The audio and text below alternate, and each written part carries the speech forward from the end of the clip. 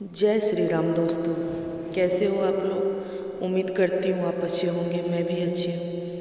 तो आज मैं श्री राम कथा की दूसरा अध्याय लेकर आ गई हूँ। अगर आपको ये कथा अच्छी लगती होगी तो कृपया मेरे चैनल को लाइक, सब्सक्राइब एंड शेयर ज़रूर कीजिएगा।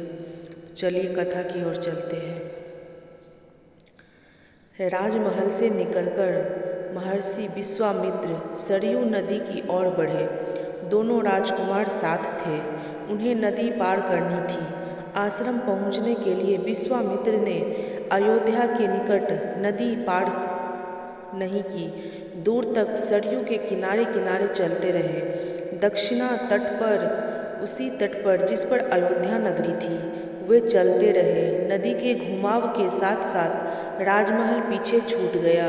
उसकी आखिरी बस्ती भी निकल गई। चलते चलते एक तीखा मोड़ आया तो सब कुछ दृष्टि से ओझल हो गया। राम और लक्ष्मण ने एक बार फिर पीछे मुड़कर नहीं देखा। उसकी नज़र सामने थी। महर्षि विश्वामित्र के साथ कदमों की ओर। सूरज की चमक धीमी पड़ने लगी। शाम होने को आई। राजकुमारों के चेहरों पर थकान का कोई चिन्ह नहीं था। उत्साह थे। वे दिन भर पैदल चले थे और चलने को तैयार थे। महर्षि अचानक रुके। उन्होंने आसमान पर दृष्टि डाली। चिड़िया के झुंड अपने बसेरों की ओर लौट रहे थे। आसमान मटमैला लाल हो गया था। चरवाहे लौट रहे थे, गायों के पैरों से उठती धूल में आधे छिपे हुए। हम आज रात नदी तट पर ही विश्राम करेंगे, महर्षि ने पीछे मुड़ते हुए कहा। दोनों राजकुमारों के चेहरे के भाव देखते हुए विश्वामित्र हल्का सा मुस्कुराए। राम के निकट आते हुए उन्होंने कहा, मैं तुम दोनों को कुछ विद्याएं सिखाना चाहता हूँ। इन्हें सीखने के बाद कोई तुम पर प्रहार नहीं कर सकेगा, उस समय भी नहीं जब तुम नींद में रहो।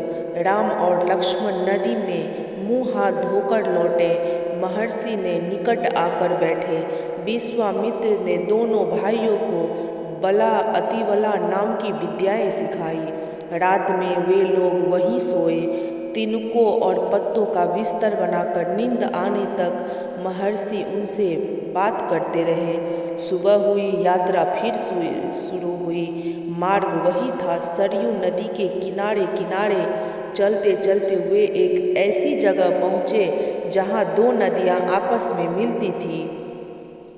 उस संगम की दूसरी नदी गंगा थी। महर्षि अब भी आगे चल रहे थे, लेकिन एक अंतर आ गया था। राम लक्ष्मण अब दूरी बनाकर नहीं चलते थे, महर्षि के ठीक पीछे थे, ताकि उनकी बातें ध्यान से सुन सके। रास्ते में पड़ने वाले आश्रमों के बारे में, वहाँ के लोगों के बारे में, वृक्षों वनस्पतियों के संबंधों में, स्थानीय इतिहास उसमें शामिल होता था।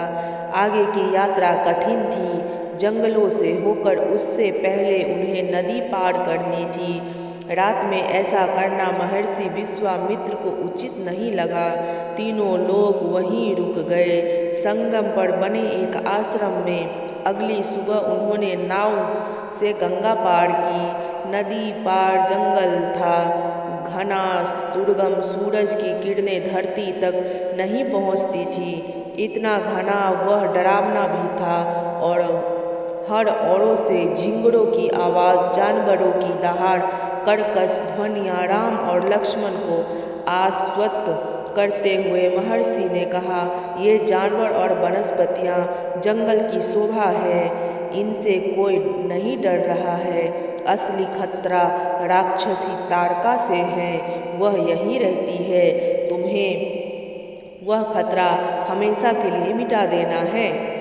ताड़का के डर से कोई उस वन में नहीं आता था। जो भी आता, ताड़का उसे मार डालती, अचानक आक्रमण कर देती।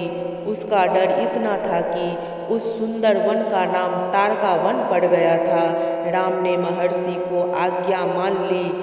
धनुष पर प्रत्यंचा चढ़ाई। राम उस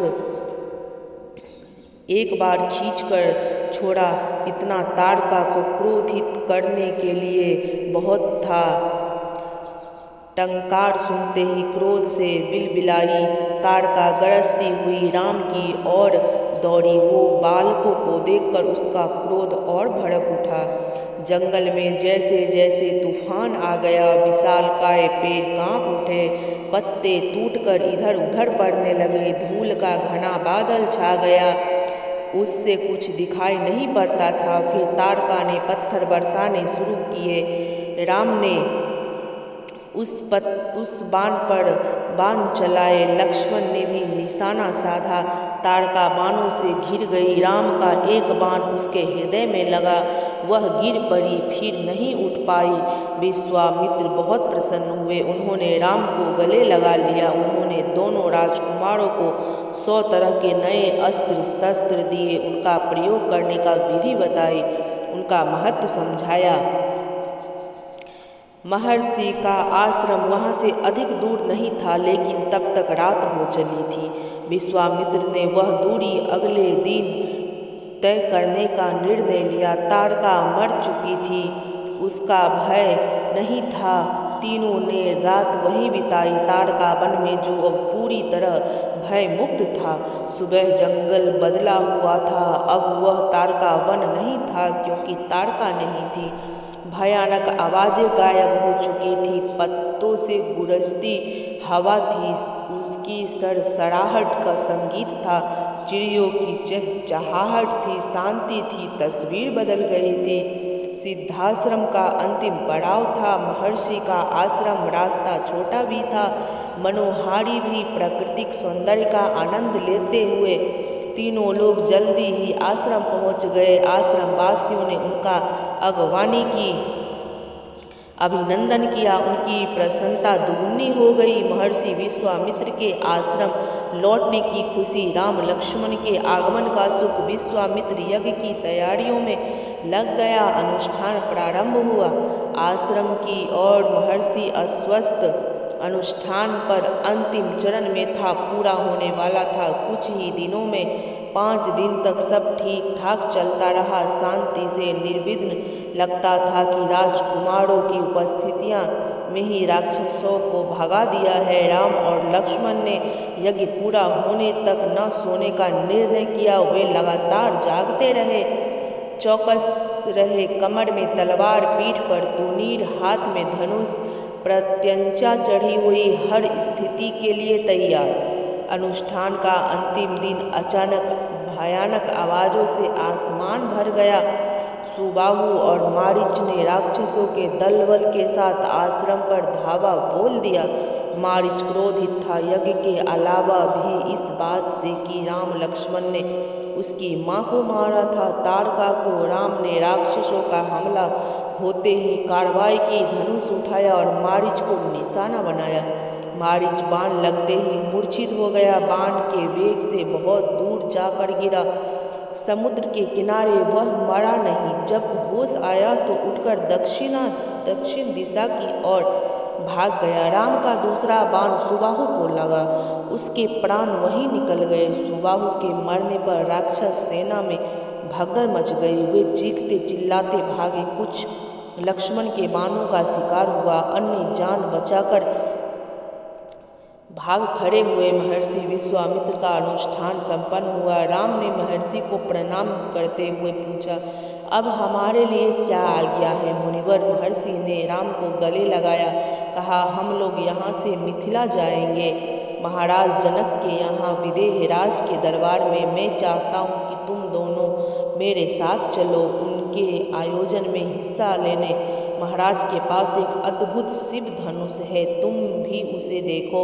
राम और लक्ष्मण अगली यात्रा को लेकर उत्साहित थे। नए स्थान देखने और जानने का अवसर। सोन नदी पार कर विश्वामित्र मिथिला की सीमा के पास पहुँचे। अपने शिष्यों और राजकुमारों के साथ वे गौतम ऋषि के आश्रम से होते हुए नगर में पहुँचे। राजा जनक ने महल के बाहर आकर विश्वामित्र का स्वागत किया। तभी उनकी दृष्टि राजकुमारों पर पड़ी। विदेह राज चकित हो रह गए। वे स्वयं को रोक नहीं पाए। महर्षि से पूछा, ये सुंदर राजकुमार कौन है? मैं इनके आकर्षण से खींचता जा रहा हूँ। ये राम और लक्ष्मण हैं, महाराज दशरथ के पुत्र। मैं इन्हें अपने साथ लाया हूँ आपका अद्भुत धनुष दिखाने। विदेहराज ने महर्षि, उनके शिष्यों और राजकुमारों के ठिकाने ठहरने की व्यवस्था की। एक सुंदर उद्यान में अगले दिन सभी आमंत्रित लोग, ऋषि मुनि और राजकुमार यज्ञशाला में उपस्थित हुए। वहाँ महर्षि ने फिर धनुष का उल्लेख किया। महाराज जनक ने अपने अनुचरों को आज्ञा दी, शिव धनुष को याज्ञशाला में लाया जाए। शिव धनुष सचमुच विशाल था, लोहे की पेटी में रखा हुआ था। पेटी में पहिए लगे हुए थे, 8 पहिए। उसे उठाना लगभग असंभव था। पहियों के सहारे खिसकाकर उसे एक से दूसरी जगह ले जाया जाता था। अनुचर मुश्किल से उसे खींचते हुए यज्ञशाला में ले आए। धनुष देखते ही विदेहराज एक पल के लिए उदास हो गए। उन्होंने कहा, मुनिवर, मैंने प्रतिज्ञा की है अपनी पुत्री सीता के विवाह के संबंध में, जो यह धनुष उठाकर उस पर प्रत्यंचा चढ़ा देगा, मैं उसी के साथ सीता का विवाह होगा। अनेक राजकुमारों ने प्रयास किया और लज्जित हुए, उठाना तो दूर हुए, उसे हिला तक नहीं सके। प्रत्यंचा क्या चढ़ाते। विदेहराज का संकेत समझकर महर्षि विश्वामित्र ने राम से कहा, उठो वत्स, यह धनुष देखो। राम ने सिर झुकाकर गुरु की आज्ञा स्वीकार की, आगे बढ़े, पेटी का ढक्कन खोल दिया। राम ने पहले धनुष देखा, फिर महर्षि को गुरु का संकेत मिलने पर राम ने वह विशाल धनुष सहज ही उठा लिया। यज्ञशाला में उपस्थित सभी लोग हतप्रस्त थे। इसकी प्रत्यंचा बढ़ा दूं? मुनिवर, राम ने पूछा। अवश्य, यदि ऐसा कर सकते हो। विदेहराज चकित थे। राम ने आसानी से धनुष उठाया, धनुष झुकाया, ऊपर से दबाकर प्रत्यंचा खींची। दबाव में धनुष बीच से ही टूट गया, उसके 2 टुकड़े हो गए। बच्चों को खिलौने की तरह यज्ञशाला में सन्नाटा छा गया। सब चुप थे, एक दूसरे की ओर देख रहे थे। सभागार की चुप्पी महाराज जनक ने तोड़ी। उनकी खुशी का ठिकाना न था। उन्हें सीता के लिए योग्य वर मिल गया, उनकी प्रतिज्ञा पूरी हुई। जनकराज ने कहा, मुनिवर, आपकी अनुमति हो तो मैं महाराज दशरथ के पास संदेश भेजूं। बारात लेकर आने का निमंत्रण, यह शुभ संदेश उन्हें शीघ्र भेजना चाहिए। महर्षि की अनुमति से दूत अयोध्या भेजे गए, सबसे तेज चलने वाले रथों से। इस बीच जनकपुर में धूम मच गई। बारात के स्वागत की तैयारियां होने लगी। नगर की प्रसन्नता चरम पर थी। महाराज जनक का संदेश मिलते ही अयोध्या में भी खुशी छा गया। आनन फानन में बारात तैयार हुए। हाथी, घोड़े, रथ, सेना। बारात को मिथिला पहुँचने में 5 दिन लग गए। जनकपुरी जगमगा रही थी। हर मार्ग पर तोरण द्वार, हर जगह फूलों की चादर, एक एक कोना सुवासित। हर घर में प्रवेश द्वार पर वंदनवार, एक एक घर में मंगल गीत। मुख्य मार्ग पर दर्शकों की अपार भीड़। खिड़कियां और छज्जों से झांकती महिलाएं एक नज़र राम को देख ले, राम सीता की जोड़ी दिख जाए। विवाह से ठीक पहले विदेहराज ने महाराज दशरथ से कहा, राजन, राम ने मेरी प्रतिज्ञा पूरी कर बड़ी बेटी सीता को अपना लिया।